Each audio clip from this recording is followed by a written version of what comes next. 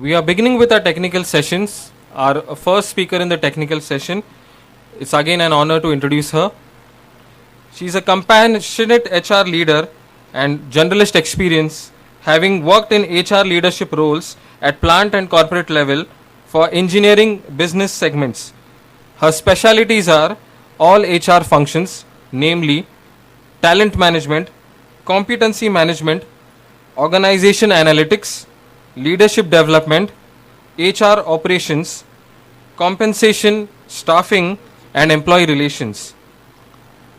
She has a rich experience and has worked with big organizations like Century Enka, Crompton Greaves, Lear Corporation, and Eaton Corporation. Ma'am has developed practical HR tools, formats, processes for effective implementation of HR in the manufacturing sector and is passionate about training and HR interventions. Ma'am is honored with Women Leadership Award by World HRD Congress and World Women Leadership Congress this year.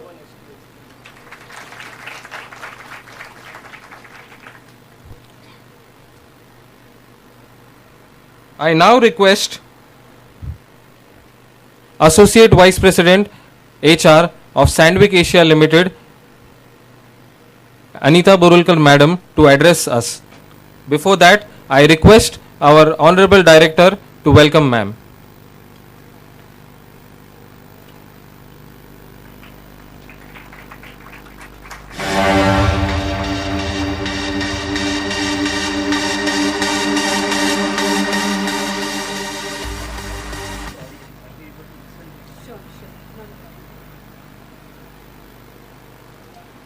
I have half an hour. 20 minutes, then 10 minutes for that. No problem, no problem. Good morning to you all. Sir has invited me. First time we interacted on LinkedIn, and I have accepted the invitation. It is my honor, sir, for you inviting me here and interacting with you students. See, already Dr. Bahave has talked, really given us a good insights about what is really we need to do to transform, right? Transform to be a human capital. See, we have to, basically we all are considered as human beings, and we have to transform ourselves into capital, where organization feel that this is a capital and this is not one head count. It's not a head count. We have to talk about the capital, and for that, how we can transform ourselves or change ourselves from a human being to human capital. I think this is what we'll be talking throughout the day. 20 minutes. It's a really very less time for this serious topic, but I will just touch base upon some of my experiences, some of my expectations from the you students and the generation Y, X, whatever we call it, Z, whatever you call it. See, basically, I'll tell you, I'm an industrial relations head for Sandvik. Why I chose to be in industrial relations? I'm responsible for. I'm managing a very aggressive union in Sandvik and other locations. I have a mining sites with me, and I have to go to mines, and also I'm responsible for solving the problems of the unions, compliance of the Sandvik. How I made myself capable of industry calling me as an industrial relations expert. I'll narrate that in a short.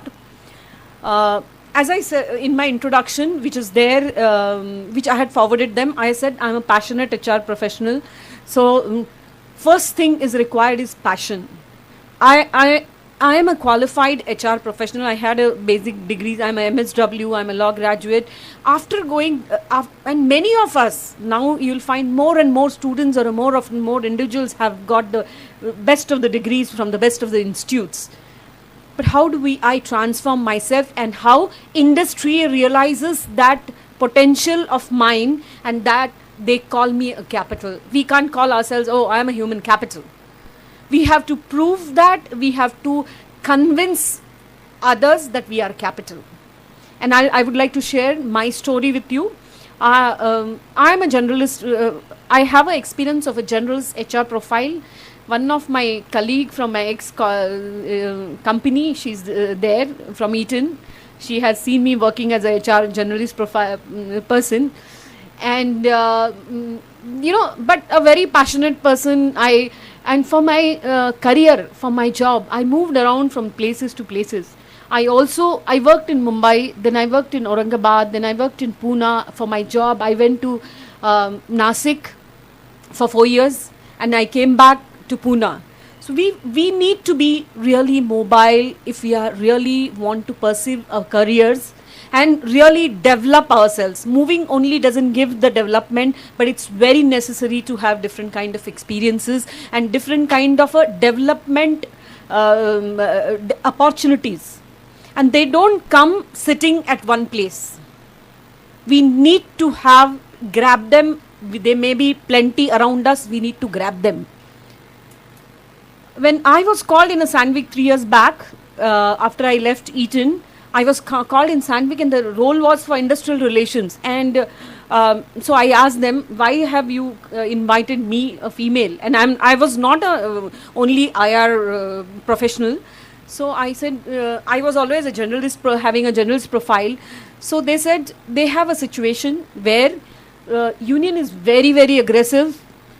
They are facing lot of court cases because of this, lot of situations when there is a tool down and when there is a business, it's stopped. And we want to experiment with the female IR candidate to handle this situation. And that's how a female IR candidate was recruited, hired, and that was me. Trust me, if you have colleagues or know uncles and aunties who are working in Sandvik, you can ask them that now we have transformed it to such a way. I will use that word transform because I don't know how many of you used to pass through Sandvik. You might have seen the red flags all the time, and all the time agitations and all. You will not find them from last two years. We have not faced a single strike by our employees, which was a very common affair. So what did I do? See, I'm not claiming all the credit of what has happened there. I'm just telling you how we can become a facilitators of transforming the things. It's not, I cannot take alone the credit of what has happened in Sandvik, because Sandvik is a company with a very good, strong foundation. And it's a very people-oriented company and has a very strong value base. What I did as an individual, and it was always there. It's not that I went there and I brought something new. I brought nothing new there, trust me. Only I did the facilitation, transferring what is Sandvik to the employees who have bargainable power in a right way. So it's more of a what to do with the Sandvik and not to do with the me. Whole thing cannot be credited to me. And that's what I think every individual has to do. See, the institutions are the institutions as they are. They are known as a good institute, bad institutes, okay institutes. But there, what we human beings do there, how do we perform? How do we take our legacy? How do we take the legacy forward? How do we create the impact on society, on employees? And that's what it matters. And trust me, this has given us a lot of benefits. You can go and ask any union leader of Sandvik. They'll say we have best of the relations in last 40 years. We have best of the atmosphere, culture in our organization.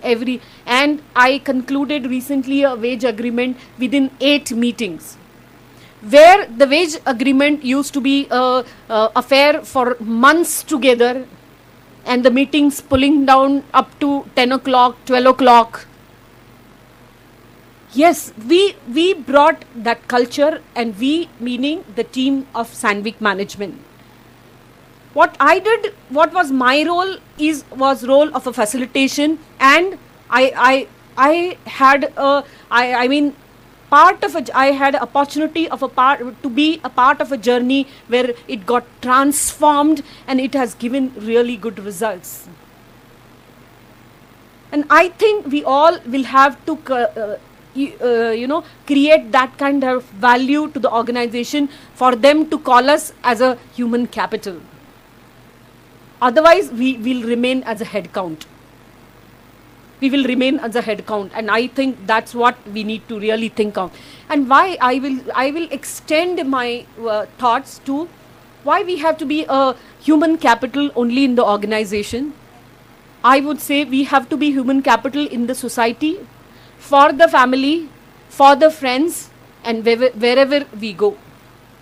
It's not, let's not limit it up to only to the organizations, because I convert myself in a capital there and I get a remuneration or those kind of a salary or that kind of a promotion. I understand in a society or in a family we don't get promotions, but still we have to be human capital there also. And that is very important aspect. We just pull up the mask within the company, within the corporate environment, and outside. Otherwise, we are just, maybe, I'm not saying we are, but we may pull out those masks and be on your and do whatever irresponsible things. I don't think so. That is the way anybody expects to be a human capital only within the premises or when you are on duty. And that really requires a lot of thinking. It's as Dr. Bhave said, we are ATM machines. We have capabilities, but our capabilities has a potential for taking us to good thing, to be a ATM or to be a head count, even at home. So I think that transformation is very important, and that should not be limited to any organization or any college or any particular group. Now let's talk about, and the situation has come to talk about the employability. First, we all are very sensitive about whether I'll get a job, whether I'll get a good company posting, and we are very much bothered about it. We always think about it, and that on that our life depends. And that's why let's limit our talk now about the career corporate. In career and corporate, it's absolute for us to have a employable head count. And what makes us a employable head count?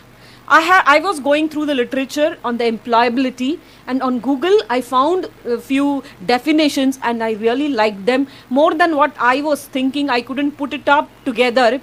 I found that is more relevant, and that's why I have picked it from Google Wikipedia, and I think that's very relevant.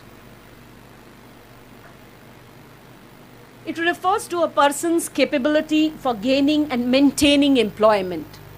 As Jadhav sir said, whenever student comes here for admission, they say last year ka placement kitna tha, kaun se company mein place ho gaya hai. Okay, you may get a good start offer because of your tag of a good organization, institute, or maybe a tag of a good percentage. You may get an entry, but employability is not getting into the organization only. It's maintaining the employment. It takes more than getting into it. So maintaining the employment is a very important aspect. Maintaining employment requires first a very good attitude. Now, sorry to criticize the present system, but when we were in a college, we were students, we were made to go to each industry, approach them for placement, not for the final placement, for the projects and all. And now, and so we knew we have to struggle. But now, the attire or a uniform is made as a tie and a blazer. So the expectations of students with that attire or with the uniform has gone up. So they don't want to work on a shop floor or in a HR on the ground level. That is, you know, the basic things of HR. They just like to work in OD. If you ask the student what is organization development, they may not be able to explain what exactly is OD in the context of the organization, actual corporate. But they'll talk about, no, I want to be a recruiter, or I want to be in a OD. And I think unless we do, we know the function where we want to make a career in, we know the basic functions, basic activities done in that department, I don't think so we'll be able to achieve any kind of a sustainable employment. Maybe we will be doing a job in some company, but not a sustainable and, you know, satisfying job. See, you'll say why it is required, you know. Suppose any employee comes to you and asks why this deduction has been done from my salary, why this PF deduction, unnecessary deduction has been done. You must be able to explain him or her what is PF, what is ESIC, and why that deduction, how it is for what kind of a social legislation, and how it helps him or her, or how we are bound by it. If you are unable to answer that, that person will get dissatisfied, disengaged, demotivated, because his some certain salary according to him or her deducted wrongly. So whatever kind of a development program, engagement programs you run, you may not be able to really satisfy the employee. And so the knowing basic things is very important for maintaining the employment. Just do not aspire for cabin jobs or executive jobs or assistant manager job. I will request all of you put in some years, and that will really give you a sustainable long-term employment, and you will have a real good career in the hierarchy. Also, you'll be placed good if you have a good requisite knowledge, even right from the base. For individuals, employability depends on the knowledge, skills, which I emphasized just now, abilities they possess, the way they present those assets to employers, the way they present. When we see, when the candidate is called for the interview, candidate comes in a very good dressing, maybe formal, good dressings, but if he or she misses to follow the time, you know, he says, okay, he or she might have come from a very big institute, but we see the basic things what the person possesses, whether he or she respects the timing of himself, herself and others, whether he is serious about what the organizations looks forward for. So we look into that, and also we say, okay, did you get the place? Oh yes, I was having something chat with my friend around, and I just rushed when I realized that it's 3 o'clock and my interview is 3:30, I just rushed. From that we assess the kind of a casual approach this candidate gives to the interview, where he or she aspires to be in that organization. So and that makes a human being, that makes a head count into the, and that these are the ways of assessing the candidate for short time, and looking into the candidate what you want, the values, and you need to present them also properly. I understand presently we all work with the laptop, so you have good skills in PPT and all, but if the stuff maintained in that is just copy pasted, I don't think so, and that can be realized or assessed by the assessor who is taking your interview. So having a real knowledge, or being basically honest of what you have done, what you have not done, that really helps, instead of using jargons. So the first, getting entry into the organization, then skilling up and enhancing your knowledge, that is very important to maintain the job. Just getting the job is not only important. Increasing emphasis being given to skill-based solutions to economic competition, and thus the supposed end of careers and lifetime job security. Why we are talking about enhancing the employability? Because in the old age, there was a job security and there was no volatile situations, economic situations globally, and impact of global situations on other countries. And hence, we really need to talk about enhancing the employability. If you see people from in my earlier organization, we used to always talk about, yeah, India, we are going to grow. All the investments will be concentrated on India and China. And trust me, China started with us, maybe was behind when we started, and had like 3 to 4 times more employees and more units coming to China than in us to India. Why was that? Why was that? Because Chinese really follow the things what they have been told. I understand we are not slaves to and we are not brainless to just follow the things. But at least first follow, understand that, try to develop, try to modify, try to change them. But as per like what environment we are brought in, we first ask a question, why I should do this? Why I should do, does you have a knowledge to tell me to do this? We have lot of questions in a industry. If you see, we have lot of questions and we don't follow that. And that's why it's more important, because world has become it's a global village. People are working, and if you don't have a capable people, either the product, the business will shift to the other country, or the expats will come and sit here and they will manage us. They will be our managers. So it is all the more important to enhance the employability because of these global and dynamic situations. What assets we look into the employee? First, basic reliability and integrity. How during the interview we assess in that person, and how, like, we give the different situations, how you will act in these situations. And if we find the person is having that kind of a chalta hai attitude ki kuch bhi ho main karke launga, company doesn't prefer that kind of attitude nowadays. They go for what kind of a ethics and with what kind of integrity that job will be done by that person.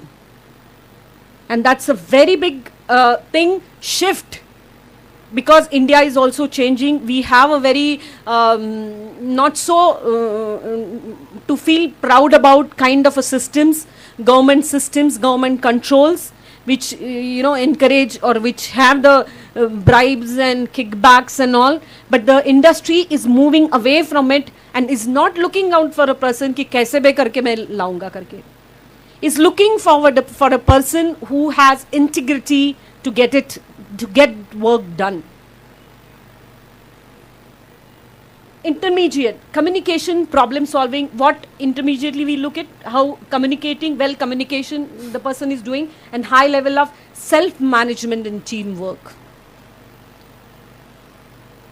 It's very important. All these 3 aspects you will have to work in, not only to get the job but to maintain the job. Deployment linked to abilities like career management and life skills. That's why I said we are within the 4 walls of the organization, or when we are in the working environment, we have that mask pulled up. We are so sophisticated, we are so polite, and we really talk the values, walk the values. But when we are at home, we don't respect the person at home. We go and for the males or females, anybody, just go and browse the channels and don't do anything at home.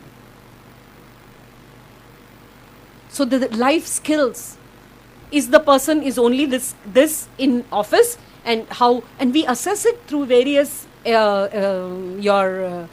questions which we ask during the interview. So please give right importance for all these things, not from I'm not preparing you for the interview. I'm trying to give you insights for being a human capital everywhere and not only in the industry.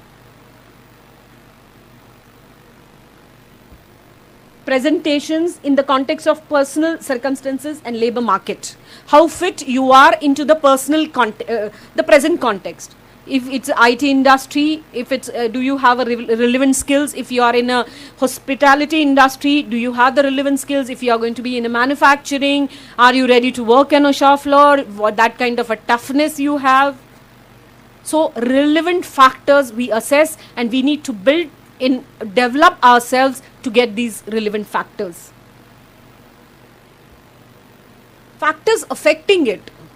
Why we are talking about the employability?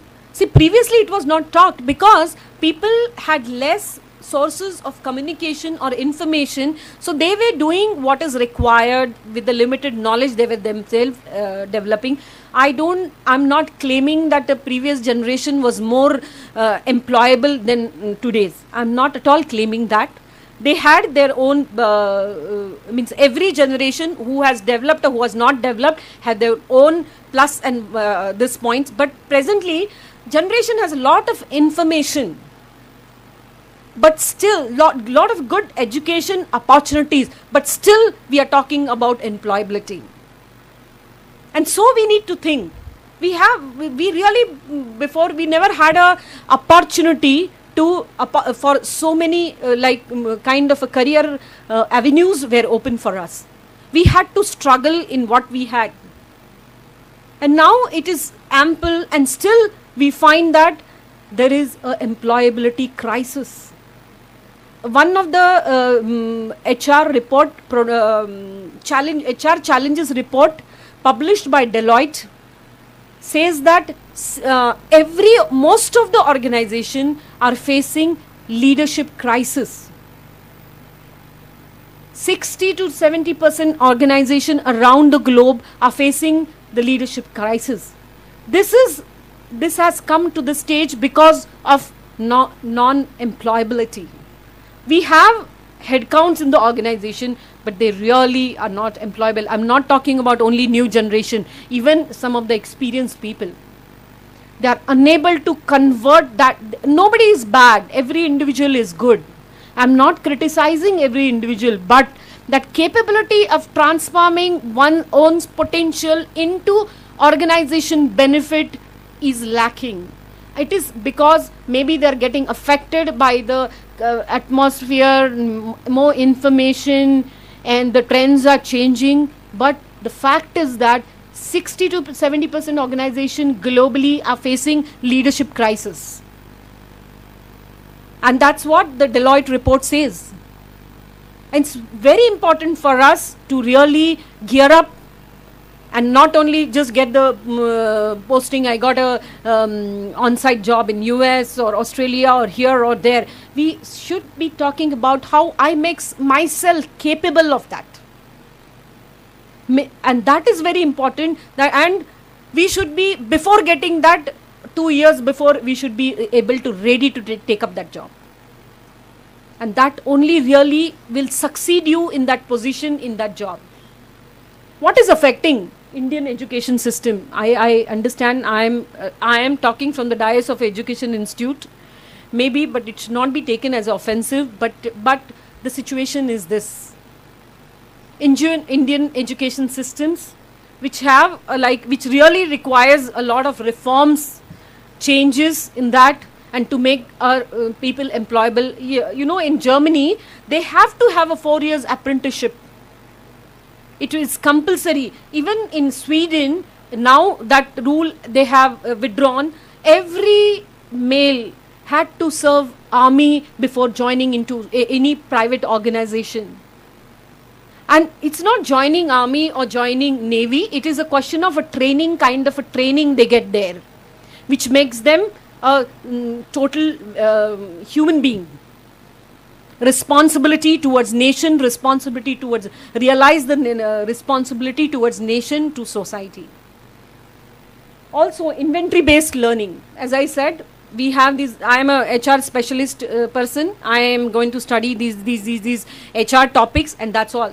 In industry, you may work in any function, but you basically are a business executive. You are not only HR executive, because you, as a HR executive, your job is to recruit so many people, to conduct so many training programs, to have these kind of engagement activities around in the teams. But is that so? what impact it brings to the business results. That we need to evaluate and go forward in doing our activities. So we all are business executives. We are not only HR, or I am a finance executive, I am a HR executive or HR manager. And I think that needs to be inculcated into the minds of all people who are aspirants and who are already working in industry. Work produce value. Work produce value, meaning just if I only work, I will get the value which as a monthly salary. But that we shouldn't, as Mr. Bhave explained, 2 punch and 1 lunch. We have to produce value in our work. Innovation, it requires lot of innovation, innovative mind, and innovation doesn't happen only in ISRO or NASA. It happens in a day-to-day, even it happens in a kitchen. So we really have to give value, create a value at work. Professional education, as we all have in India, there are a lot of institutes which impart the so-called professional education, impractical aspirations. When I get out of this institute, after paying 4 lakhs of fees, I should get 4 lakhs back within 2 years. I have to give a loan which I have taken back. This is not wrong aspiration, or this is not wrong thinking.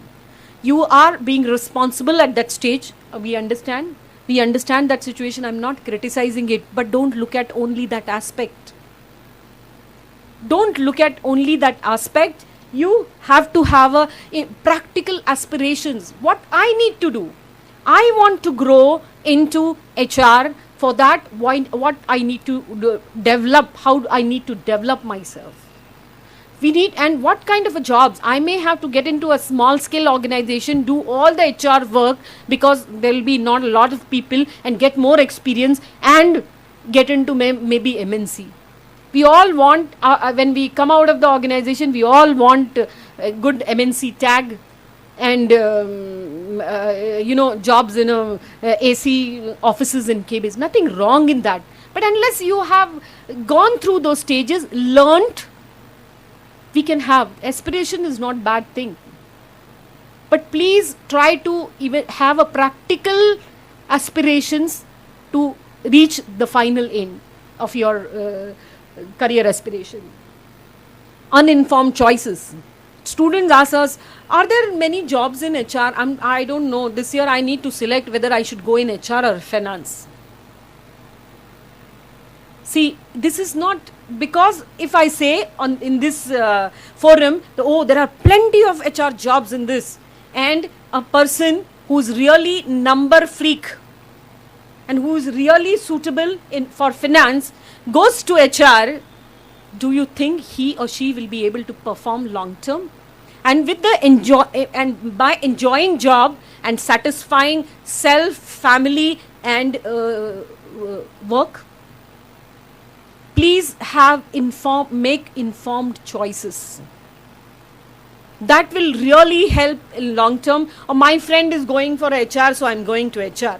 You really need to be people savvy. You really need to have patience or interest in having a continuous dialogue, development of people. Then only you will be able to sustain, do something, contribute in HR and become a real human capital in HR. Doing informed choices, I think it's very important aspect. Not by going like, okay, IIM's got a job starting with 50 lakhs, so I want to go to IIM. Like what do you want to do? See the Chetan Bhagat, after doing IIT, IIM, now he's producing a film, Half Girlfriend. You might have seen the first poster which has come out. He's a brilliant guy, no doubt. So please make informed choices. Don't be in hurry. We all are in hurry. It's not necessary, I have to tell you, even we all are in hurry. Any generation is in hurry presently. But we really need to think and make the choices and develop ourselves and really want to know what I want to do in life. I think that's all I would like to share in this 20 minutes. I think I have taken more than that. So let's open this for questions.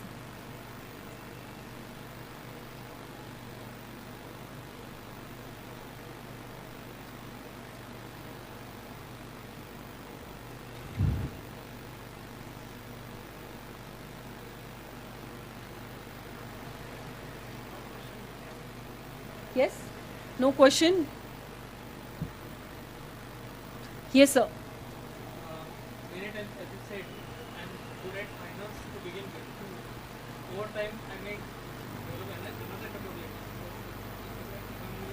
Hello, hello. How it will affect my career growth and all this? See, career growth meaning you might have developed the liking towards that profession, but if there is an opportunity, you will go there. There's nothing wrong in developing an interest, but if you're bent on that time, no, I want to leave my finance and I want to go into this HR, then if the opportunity is not there, you will at loss. But if the opportunity is there at that time when you have started aspiring for it, you'll not be at loss. See, in my organization, even as shop floor people, we take diploma people on the shop floor, diploma graduates on shop floor. Those people are heading IT for India, Australia, and now that person even has gone to global team to head one function. So aspiration is not bad. But you should see at that time whether you can afford to lose that opportunity, lose that present what we have because you have lost interest. If you have developed the interest, have the opportunity, you can switch over. I don't think there is a loss of it. There is a loss of it in that. Yes.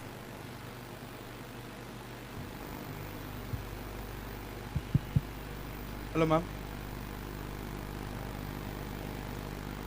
Ma'am, what is the role of human resource information system in today's corporate world? Human resource information system plays a very vital role like any other information systems. But this is very vital and very important and critical. If first from this angle, if we don't have information in time about the kind of human resource capabilities, potential you have in your organization, you may unnecessarily hire it from outside, and the present one with the potential will get demotivated. Another thing, if we have the human resource information wrong, and when it is projected that way, people who are with those capabilities will get hurt. Suppose in a human resource information system, nothing is mentioned about my capabilities or my potentials. And when we look at the data for any future prospective thing, and my name doesn't appear there.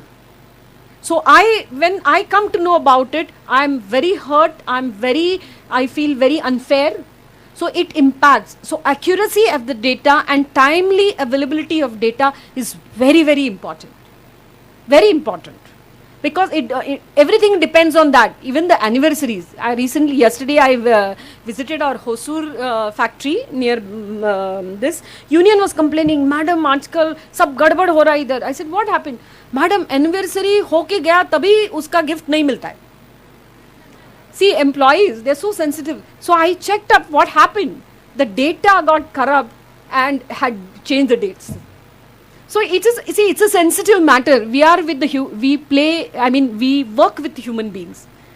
So if the data, simple anniversary date change, you imagine if the retirement date changes. So it's a very important. Human data is absolutely important. It has got a very long-term and wrong effects on the organization. Yes. Yes, sir.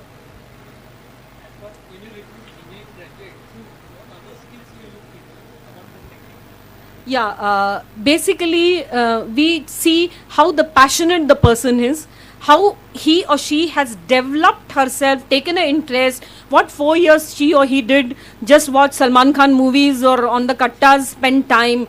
Okay, he or she says, okay, we ask them, typically I'll tell you, I will reveal some of the secrets, which is your favorite subject? He or she will say, okay, this is my favorite subject. He says, okay, what did you know about it? If that person doesn't know the crux of that subject, then we find that we come to the conclusion that that person is not taking that seriously and just likes it. Okay, I like Salman Khan, I like physics. I mean, that kind of a thing we talk about. So we see how seriously meaning I'm seriously he or she has taken the education course, what way they think. What way they think. Okay, why did you join this? You wanted to be? No, my mother said, no, nobody is an engineer in a college. You be an engineer in the family. Okay, that's not bad. And I subsequently started developing interest in that. If that also answer comes, we see these kind of things, how firm, how well informed and choices that person makes, or he or she gets carried away with what comes in front, with the information or what come across. Yeah.